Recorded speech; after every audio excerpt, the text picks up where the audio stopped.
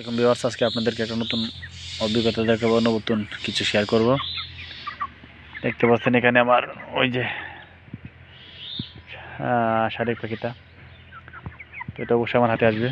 এই চলে আসলো। আয় আয়,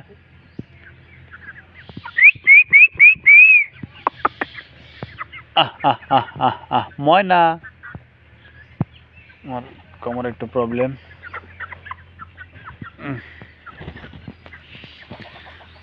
দেখতে পাচ্ছেন পাখিটা 24 ঘন্টা চারা থাকে। সন্ধ্যাবেলা হইলে ঘরে ঢুকে, ওর একটা খাঁচা আছে, খাঁচার ভিতরে ঢুকে যায়। তো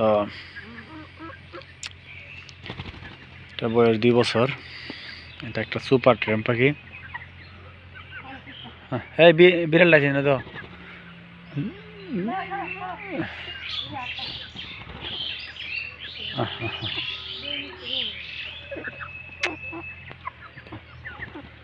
দেখতে পাচ্ছেন, হাই ইস তোমার মাছ কোন আমারে।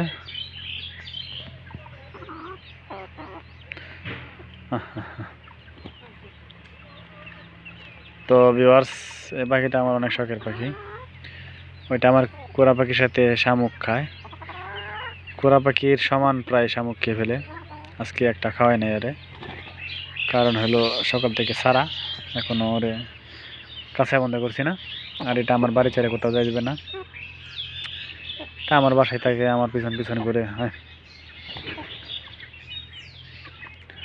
আমার হাতে খাবার খায়। অলওয়েজ টাইম সে আমার সাথে থাকতে পছন্দ করে। যেদিন আমি কাজে চলে যাই ওই দিন অবশ্য কাছে বন্ধ থাকে, আর না হয় উন্মুক্ত অবস্থায় থাকেও। ওকে ছেড়ে দিলেও কোথাও যায় না।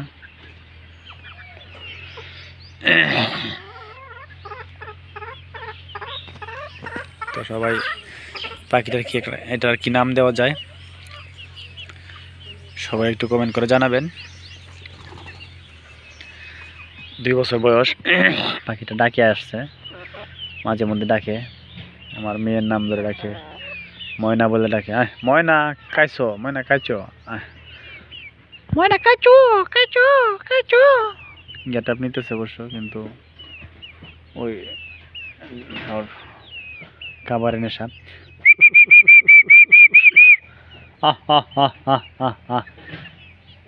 মানে মুরগিরা ডাক দিত একটা,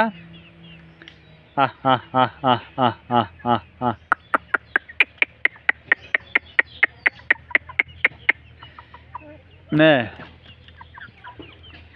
তো এই ছিল আজকের ভিডিও। ভিউয়ার্স দেখতে পারলেন আমার শখের পাখিগুলা। ওকে কেউ ধরতে পারে না, হাতে উঠবে ঠিকই, বাট ধরা যায় না। ও খাঁচা দিলে এমনিতে দিকে যায়।